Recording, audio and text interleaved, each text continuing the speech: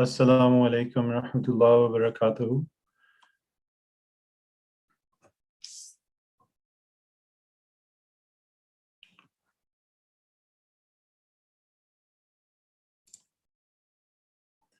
أعوذ بالله من الشيطان الرجيم. بسم الله الرحمن الرحيم. فأقم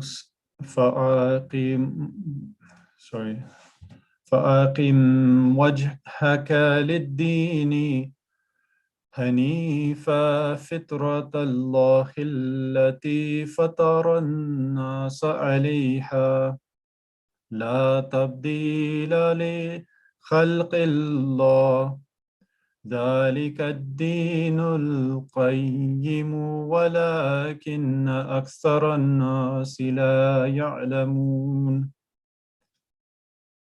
من الذين فرقوا دينهم وكانوا شيعا كل حزب بما لديهم فرحون من الذين فرقوا دينهم وكانوا شيعا كل حزب بما لديهم فرحون.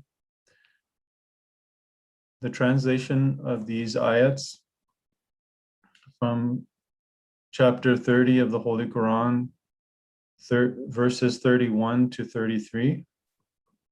So set thy face to the service of religion as one devoted to God, and follow the nature made by Allah, the nature in which He has created mankind. There is no altering the creation of Allah. This is the right religion, but most men know not. Before I read the translation of the next verse, I just want to read the commentary of this ayat. Hazrat Muslim Maud anhu says that this verse continues the theme of verse 29 above, the theme briefly of almightiness and unity of God, and by implication of the oneness of all humanity. The fact that God is one and all humanity too is one has been called Fitrat Allah, nature given by God, or Dinul Fitrati, that is the religion which is rooted in the pure and unsullied nature of man. This in other words is Islam, and to it has the Holy Prophet ﷺ referred in his well-known saying, every child is born with an unsullied and pure nature, which is Din al-Fitri, which is the religion to which pure human nature conforms and intrinsically reacts. It is in this religion that a child is born, but it is his environments, the ideas and beliefs of his parents, and the trainings he receives from them that subsequently make him a Jew, a Magian, or a Christian.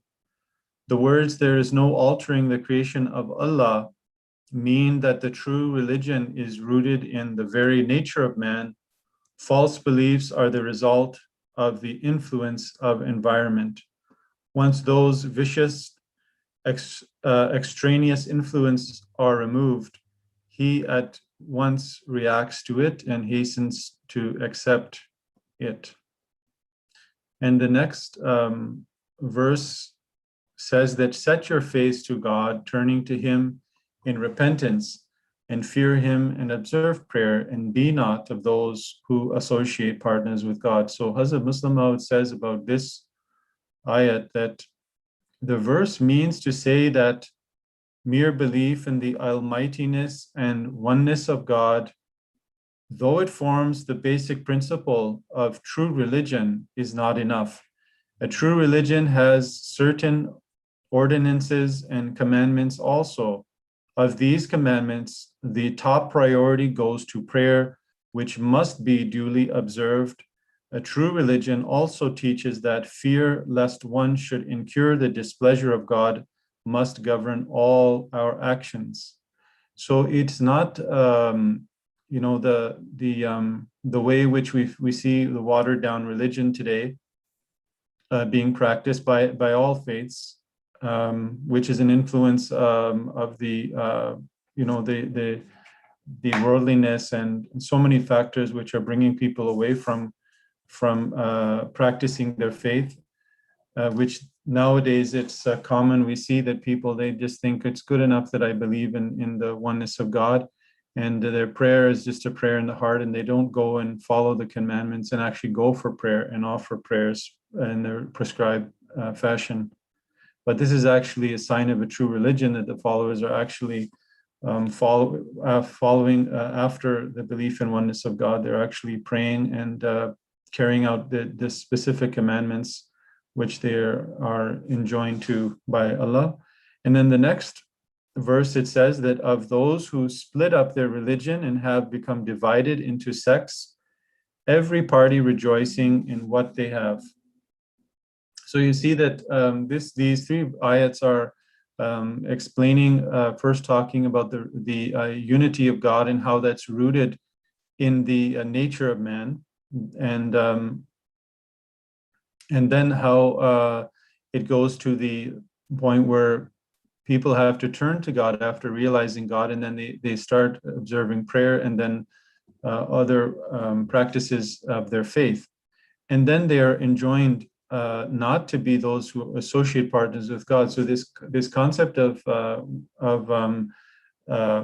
many gods springs out of what the next verse starts talking about those people who they split up their religion and they divide it into every different sects, and each party rejoicing in what they have, meaning that they claim that they have the best thing.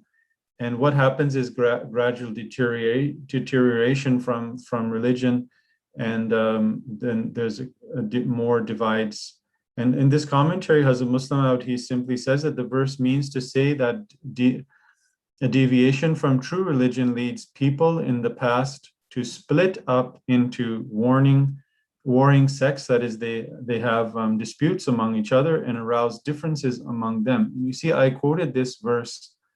This is actually quoted by the promised Messiah, alayhi salatu wasalam, where he said that he is the one to come to clear all these disputes which are internal within Islam, as well as externally among all the different faiths and all the different sects from within all the different faiths. And this is a great divine blessing which we have on us, which Allah has bestowed on us, the promised Messiah, to guide us. In the next verses, just briefly, I want to mention that the subsequent verses speak about man turning towards the practices of worshiping idols or shirk.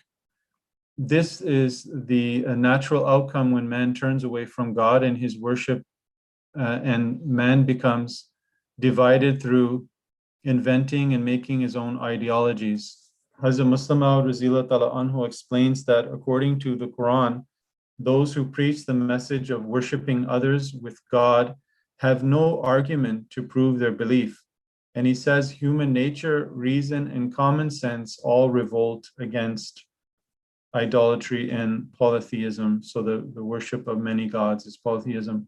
So I wanted to continue on the same theme, and hopefully we can finish that today, is that, and this is the guidance which we get from the Holy Quran, which will help us to understand that when we perceive all these different faiths and these different ideologies which are competing and opposing against the true religion, how do we differentiate? How do we understand them? The first thing is that we should know here in these verses is that Allah has implanted in human nature the understanding of the unity of God and the understanding of the true faith. And if we use our reasoning and our common sense when we think over rationally any teaching that comes to us, any faith or any idea that comes to us, we can understand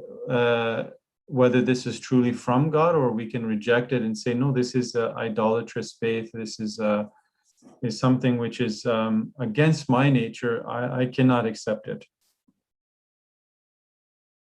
So I'll be continuing to cover say some more points about the amalgamation of various faiths, as this is a topic I was speaking on. This also leads, as the verses which point out, this also leads to atheism ultimately. And atheism is something which at some point we may cover from the Holy Quran, in order to see how the Holy Quran teaches us to steer away from it, and also to strengthen our faith in the unity of God, or in God, in a living God. So this amalgamation of faiths is a process that is adopted by countries to unify its people, making them loyal to the social values. In this process, we can see, rather than unite them, there is a further subdivision of faith as they create new faiths, and also ways to make your personal faith. So people make up their own their own flavors of their faith according to the way they feel, and the way they want, and they reject the things that they don't like, and they accept the things that they do like. This process of putting together religious ideas of your preference to suit your own tastes only results in further division, and every sect and individual starts claiming that their ideas are the right way. It also brings people away from their duties towards their family and society and religious obligations. So if a person doesn't want to follow any teaching because they don't want to serve their family or their society or do any good, because they find that it's troublesome, and they want to focus more on their own desires. So they can find those teachings which will point them towards that, which is basically we find in today the freedom, the ideology of freedom and living your own life. That ultimately is where people they end up going. But inshallah, we'll explain on and understand that this is something which is destructive rather than something beneficial. So I introduced this subject, which is technically called religious syncretism, and I will now discuss how in India, Hinduism has in the past and now played a central role in introducing this process to the people in the form of spiritualism, health benefits, and self-worship. I will also show how Christianity has played an equally important role in India and now around the world in using syncretism to unify people so that they follow its value systems. So in this, I started with the topic of the law as a curse, and then continuing on the same subject of amalgamation of different faiths. And now we'll be going to discuss about Hinduism and their amalgamation. In today's trends, we find Hindu teachings are the influences, driving influences of the New Age religious movements, which practice syncretism. But this is something found happening long before in the history of India. Even after Buddhism came, Hinduism absorbed it back into itself. And I'll explain that with a reference after. A professor, Harvey D. Griswold, a former Christian of the Foreman Christian College, Lahore, India, right? So this is British India at the time he wrote, this Christian professor. In fact, syncretism is according to the very genius of Hinduism. For example, the Bhagavad Gita, their religious book, is also a monument of religious syncretism. The Buddha was taken into the Hindu system and made one of the incarnations of Vishnu. So one of the incarnations of God. They have taken Buddha for their own teaching, and they therefore have absorbed it into their own faith. So you'll also find this, that the teaching of Buddhism is very popular nowadays, and it's also part of the makeup of these new ideologies and new age belief systems. And it also has the tendency towards atheism in it. The history of India, which actually this is his quotation, which further goes on. This professor, he says, the history of India up to the 10th Christian century is largely the history of the spread of the Aryan religion, that is the Hindu religion, and culture throughout the whole land. The conversion of the tribe to Hinduism meant its acknowledgement of the supremacy of Brahmins and its enrollment as a separate caste in the Hindu system. So the Brahmins are the highest caste, and if you were to be absorbed into them, then you would have to basically pay homage to them, and they would be the superior caste. These were the essentials. As regards religious faith and practice, the newly Hinduized tribe would be free to make any adjustment it pleased, usually a compromise between its own gods and the gods of the Hindu pantheon. So they would mix their own gods with those pluralistic or those various gods from Hindus in their own faith under the new Hindu ideology that they would accept. So this was something common in the history when Hinduism spread. Now, on similar terms, Hinduism would be quite willing to absorb every people on earth. Thus, Hinduism presents itself as a kind of gigantic religious octopus, which is ready to swallow up any and everything within its reach. There is no fault to be found with syncretism, which proves all things and holds fast that which is good, whatever its source may be. Such syncretism is critical and rational and is one of the main sources of religious progress. But the trouble with the syncretism of Hinduism is just this, that it is uncritical. The supreme test for admission to the fold of Hinduism are not moral or intellectual, but social, the adoption of the caste system or the caste organization, this social organization. That's the main aim of Hinduism, according to this writer, and the acknowledgement of the Brahmin supremacy. The essential element in Hinduism then is not belief, but social organization. This fact explains why it is that the Hindu finds fault with the Christian missionary, not for preaching Christ in India, but only for baptizing.